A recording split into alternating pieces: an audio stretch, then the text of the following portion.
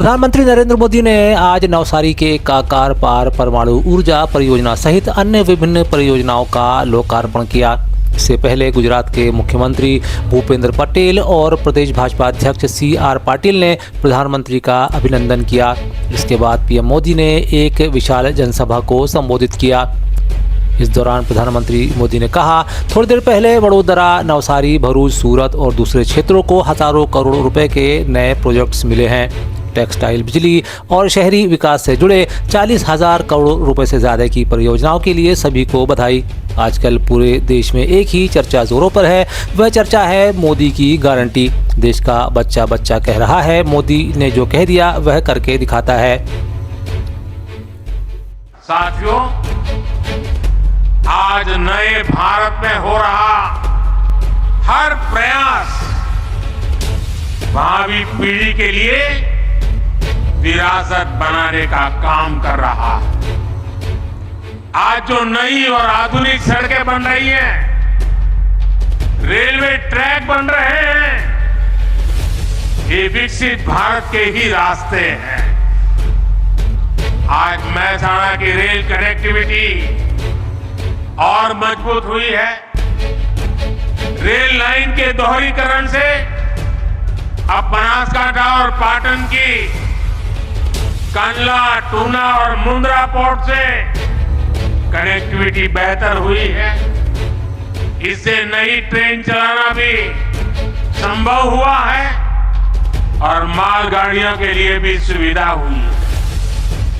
आज डीसा के air force station के रनवे, उसका भी लोकार्पण हुआ है और भविष्य में ये सिर्फ रनवे नहीं, भारत की सुरक्षा का एयरफोर्स का एक बहुत बड़ा केंद्र विकसित होने वाला है।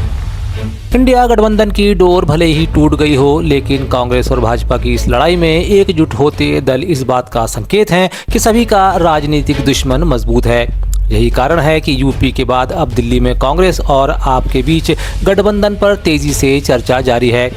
उधर दूसरी तरफ इस गठबंधन पर राजनीति भी शुरू हो गई है। उत्तर प्रदेश के मुख्यमंत्री केशव मौर्य ने एक मौके पर कांग्रेस और सपा के बीच हुई साझा नीति पर कटाक्ष किया। उन्होंने इस दौरान कहा कि आगामी चुनाव में गठबंधन को जमानत बचाना भी मुश्किल हो जाएगा। मैं यह देख रहा हूं कि 80 की 80 सीटों में इस गठबंधन को अपनी जमानत बचाना मुश्किल हो जाएगा। जनता ने फैसला कर लिया है फिर एक बार मोदी सरकार का, और सपा और कांग्रेस का गठबंधन में 2017 में देख चुका हूं और 2017 में तो कुछ वजूद था सपा का भी, कुछ वजूद कांग्रेस का भी था। इस समय इनके पास वजूद यानी इनके न पास कार्यकर्ता है, केवल फोटो खिंचाने वाले कुछ गिने चुने लोग बचे। हर जाति, हर बिरादरी, हर गांव, हर मोहल्ले से भारतीय जनता पार्टी के समर्थन में जनता उठ करके खड़ी हो गई है। आज चाहे गरीब हो, चाहे किसान हो, चाहे युवा हो, चाहे महिलाएं हो, ये भारतीय जनता पार्टी की स्टार प्रचारक बनकर के। उधर कांग्रेस की ओर से वरिष्ठ नेता जयराम रमेश ने भी अपने बयान में भाजपा पर हमला किया है। उन्होंने एक प्रेस मीटिंग के दौरान भाजपा पर आरोप भी लगाया। जयराम रमेश ने कहा, भाजपा द्वारा नोटबंदी का केवल एक ही मकसद था कि सभी पार्टी नेताओं को विधानसभा चुनाव न लड़ने दिया जाए। कि उत्तर प्रदेश के विधानसभा चुनाव के ठीक 1.5 महीने पहले नोटबंदी की घोषणा की गई थी। ये नोटबंदी का संदर्भ क्या था? नोटबंदी का संदर्भ यही था कि बीजेपी भोकलाई हुई थी उत्तर प्रदेश में, घबराई हुई थी कि समाजवादी पार्टी, बसपा, कांग्रेस, सभी पार्टियों को जो जनादेश मिलने की जो गुंजाइश थी उसको हटाने के लिए प्रधानमंत्री ने अचानक 8 नवंबर 2016 को नोटबंदी की घोषणा की। और नोटबंदी का एक ही मकसद था कि सारी पार्टियों को उत्तर प्रदेश के विधानसभा चुनाव न लड़ने आ जाए। हालांकि अब जबकि यूपी में सपा और कांग्रेस के बीच बंटवारे पर बात बन गई है, राहुल गांधी के बयान पर तकरार अब भी बाकी है। भारत जोड़ो न्याय यात्रा के दौरान राहुल गांधी ने वाराणसी में युवाओं के नशे की बढ़ती लत को लेकर जो बयान दिया था, उस पर अब डिम्पल यादव ने सफाई दी है। हालांकि बता दें कि राहुल ने इसके लिए बेरोजगारी को जिम्मेदार बताया था। डिम्पल यादव ने कहा है कि देश और प्रदेश में आज बेरोजगारी चरम पर है। उत्तर प्रदेश के युवाओं में इससे लेकर गहरी निराशा है। गांधी ने एक बयान दिया है कि यूपी के युवा जो हैं वो रात में शराब के नशे में सड़कों पे यूपी के युवा जो है वो शराबी है, रात भर सड़कों पे मतलब डांस करते हैं। मैंने इस तरह का बयान नहीं सुना है, पर मुझे ये पता है कि यूपी का जो युवा है वो बेरोजगार घूम रहा है, उसके पास काम नहीं है, वो हताश हैं, उसकी आशाएं धीरे धीरे कम होती जा रही हैं क्योंकि सरकार नौकरी नहीं दे पा रही है। अगर नौकरी आती भी है पुलिस में, आपने देखा होगा किस तरह पुलिस की नौकरी में भी अब जांच का विषय बन गया है क्योंकि पेपर लीक होने का भी सवाल उठ रहे हैं। तो मैं समझती हूँ, और जो यहाँ पे $1 ट्रिलियन इकोनॉमी की बात हो रही है, जो यहाँ पे डिफेंस कॉरिडोर बनने की बात हो रही है, जो यहाँ पे इन्वेस्टमेंट समिट की बात हो रही है, जहाँ कह रहे हैं कि लाखों करोड़ रुपए उत्तर प्रदेश में आ रहा है, तो अगर उत्तर प्रदेश में इस तरह का कोई भी इन्वेस्टमेंट हो रहा होता तो मैं समझती हूँ कि यूपी की जो यूपी आगे बढ़ रहा होता, युवाओं के पास नौकरी होती, रोजगार होते, किसान खुशहाल होता। आज किसान की भी अगर स्थिति देख लेंगे क्या है, पूरे भारत का किसान हमारा आज परेशान है। और जो राष्ट्रवाद की बात करते हैं, असली राष्ट्रवाद किसान और हमारा जवान है, और इन दोनों स्तंभों को इस सरकार ने बुरी तरह से हिलाने का काम किया है। मध्य प्रदेश के मुख्यमंत्री डॉक्टर मोहन यादव ने आज उज्जैन में आयोजित होने वाले रीजनल इंडस्ट्रीज कॉन्क्लेव को लेकर अपने विचार रखे। अपने संबोधन में उन्होंने कहा कि उक्त कॉन्क्लेव के माध्यम से पूरे मध्य प्रदेश में नए व्यापारिक अवसर मिलेंगे और उद्योग धंधे लगेंगे। इस दौरान उन्होंने शहरी और ग्रामीण विकास के लिए कॉन्क्लेव की भूमिका पर भी प्रकाश डाला। अब अपने उज्जैनी की अवंतिका के माध्यम से पूरे प्रदेश में उद्योगों की मालिका बनाई जाएगी। पूरे प्रदेश के अंदर इसकी शुरुआत यहाँ से होगी।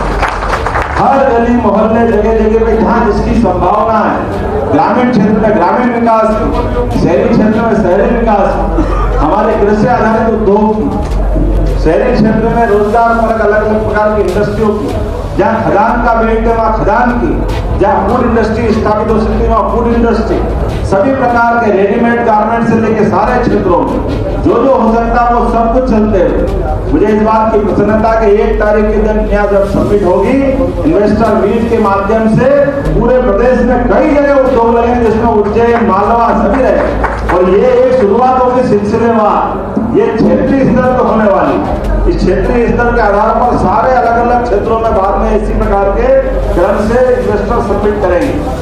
और हमने कहा केवल एमओयू नहीं करेंगे, अब तो यहीं से भूमि पूजन करेंगे, यहीं से लोकार्पण करेंगे। जो कहा है वो करके दिखाना है। हमने पहले भी कहा था, जैसे बेस्ट इंटरप्राइजेस को तो अपन ने करके बताया, भूमि पूजन भी हमने किया, फैक्ट्री को प्रारंभ भी हमने कराया, प्रतिभा सिंटेक्स चालू करने का मौका भी आ गया, ज्यादा दिन नहीं लगने वाले। और अभी तो इतने प्रकार की इंडस्ट्रियां हैं गजब है, और 900 एकड़ पूरी भरा गई, अभी तो और चाहिएगी। भारतीय जनता पार्टी प्रदेश कार्यालय में भोपाल में गुरुवार को प्रदेश पदाधिकारी एवं संभाग प्रभारियों की बैठक का आयोजन किया गया। इस दौरान मुख्यमंत्री डॉक्टर मोहन यादव, प्रदेश अध्यक्ष व सांसद विष्णुदत्त शर्मा, प्रदेश लोकसभा प्रभारी डॉक्टर महेंद्र सिंह, सह प्रभारी सतीश उपाध्याय एवं प्रदेश संगठन महामंत्री हितानंद भी मुख्य रूप से इसमें मौजूद थे। बैठक के विषय में जानकारी देते हुए प्रदेश अध्यक्ष वी.डी. शर्मा ने खजुराहो से रिकॉर्ड मतों के जीतने का दावा किया है। वी.डी. शर्मा ने कहा कि मध्य प्रदेश की सभी लोकसभा सीटों पर भाजपा कार्यकर्ता प्रत्येक बूथ पर 370 वोट बढ़ाने के संकल्प के साथ प्रचंड बहुमत से विजय हासिल कर फिर एक बार मोदी सरकार बनाएंगे। भारतीय जनता पार्टी की प्रदेश पदाधिकारियों की बैठक, उसमें सभी प्रदेश के पदाधिकारी, मोर्चों के अध्यक्ष, प्रकोष्ठों के संयोजक, तो हमारी जो टीम है मध्य प्रदेश की, आज उसकी बैठक थी। राष्ट्रीय अधिवेशन के बाद माननीय प्रधानमंत्री जी का मार्गदर्शन, माननीय राष्ट्रीय अध्यक्ष जी का मार्गदर्शन, माननीय अमित शाह जी का मार्गदर्शन, और उस निमित्त लोकसभा के चुनाव की तैयारी की दृष्टि से हम पहले से काम पे तो लगे ही है, लेकिन माननीय प्रधानमंत्री जी के मार्गदर्शन में हर बूथ पर 370 वोट बढ़ाना, डॉक्टर श्यामा प्रसाद मुखर्जी के बलिदान धारा 370 के लिए जो हुआ, तो उस भाव के साथ हर बूथ पर डॉक्टर श्यामा प्रसाद मुखर्जी को 370 वोटों का समर्पण भारतीय जनता पार्टी के सभी कार्यकर्ता अपनी अथक मेहनत और परिश्रम से करेंगे। जो 10% वोट शेयर का हमारा संकल्प है, इसको लेकर के आज सभी पदाधिकारियों ने व्यापक तौर पर तैयारी, आज माइक्रो मैनेजमेंट के साथ हम इस चुनाव में प्रत्येक बूथ पर चुनाव लड़ने के संकल्प के साथ और प्रत्येक बूथ पर जीत हासिल करेंगे। इस पर आज हमने तैयारी शुरू की है। जिस प्रकार लोकसभा चुनाव से पहले फिर से ईवीएम का मामला गरमाने लग गया है। आज ईवीएम के खिलाफ दिल्ली में प्रदर्शन कर रहे मध्य प्रदेश के पूर्व मुख्यमंत्री दिग्विजय सिंह को गिरफ्तार कर लिया गया। उनके साथ कई अन्य नेताओं को भी पुलिस ने हिरासत में लिया है। बता दें, धरना जंतर मंतर में तय था, लेकिन पुलिस ने परमिशन नहीं दी। ऐसे में परमिशन नहीं होने के बाद प्रदर्शन कर रहे कांग्रेस नेताओं को पुलिस ने हिरासत में ले लिया। आदरणीय साथियों, भैया बैठ जाओ थोड़ा सा, यहीं ये लड़ाई जो है, सब लोग बैठ जाओ। ये लड़ाई, ये अमीर और गरीब की लड़ाई है। ये लड़ाई किसान और कॉरपोरेट के बीच की लड़ाई है। ये लड़ाई मजदूर और उद्योगपतियों की लड़ाई है। ये लड़ाई इस देश की लोकतंत्र और एकतंत्र की लड़ाई है। ये लड़ाई जनता और ईवीएम के बीच की लड़ाई है। जनता के हाथ में वोट है और मोदी के हाथ में ईवीएम है। अब बताओ, जनता की लड़ाई लड़ना है या ईवीएम की लड़ाई लड़ना है? जनता की लड़ाई लड़ना है तो ईवीएम को हटाना पड़ेगा और लोकतंत्र बचाना पड़ेगा। मंजूर है? चलो जंतर मंतर। वहीं दिग्विजय सिंह की गिरफ्तारी पर बीजेपी के प्रदेश अध्यक्ष विष्णुदत्त शर्मा ने कहा कि इलेक्शन कमीशन एक संवैधानिक संस्था है।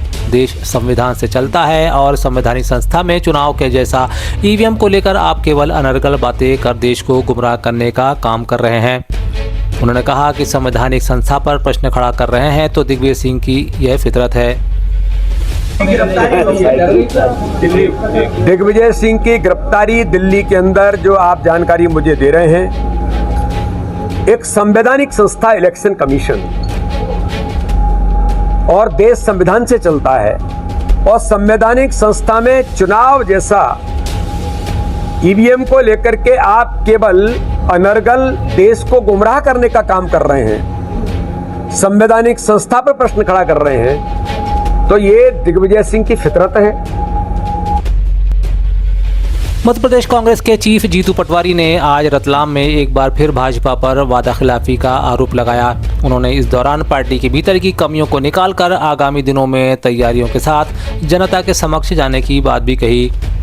इस दौरान उपस्थितों से संबोधन में उन्होंने कहा कि पार्टी के बीच नए सिरे से मजबूती देने का काम किया जाएगा। इस मौके पर उनके साथ वरिष्ठ नेता कांतिलाल भूरिया, सज्जन वर्मा सहित कांग्रेस के पदाधिकारी और कार्यकर्ता मौजूद थे। सवाल इसी बात का है, मैंने अपने वक्तव्य में फिर कहा कि जब वोट लिए जाते हैं तब गारंटियों की बातें होती हैं और जब सरकार चलाई जाती है तो भावनाओं की और नफरत की और घृणा की बातें होती हैं।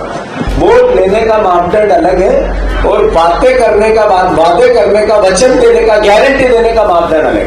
मैं मानता हूं कि एक साइकिल होती है जो झूठ का भी एक अंतोगत्वा सत्य की जीत होती है।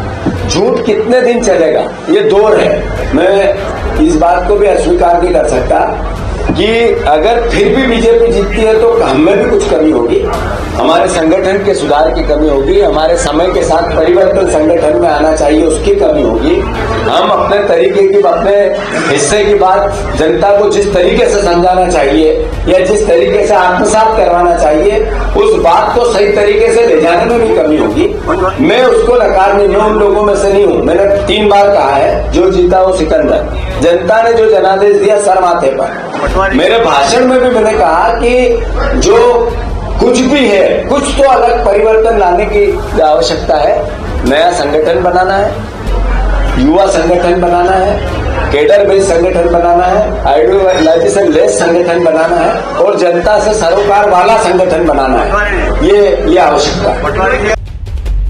हरियाणा में किसानों द्वारा जारी धरना प्रदर्शन के बीच अब पुलिस की ज्यादती और जख्मी किसानों के भीतर आक्रोश बढ़ता जा रहा है। बता दें कि इससे पहले भी कई बार पुलिस द्वारा फायरिंग किए जाने की बात कही जाती रही है। ऐसे में अब खुद भारतीय किसान यूनियन के नेता बलबीर सिंह ने बयान जारी किया है। उन्होंने कहा, हरियाणा पुलिस ने पंजाब में घुसकर हम पर फायरिंग की है और हमारे ट्रैक्टर भी तोड़ दिए हैं। हरियाणा के सीएम और हरियाणा के गृह मंत्री के खिलाफ आईपीसी की धारा 302 के तहत मामला दर्ज किया जाना चाहिए। साथ ही उन्होंने मांग की कि किसानों की मौत की न्यायिक जांच कराई जाए। उन्होंने मांग की कि यदि मांगों पर विचार नहीं किया गया तो आगामी 14 मार्च को दिल्ली के रामलीला मैदान में किसानों की महापंचायत आयोजित की जाएगी।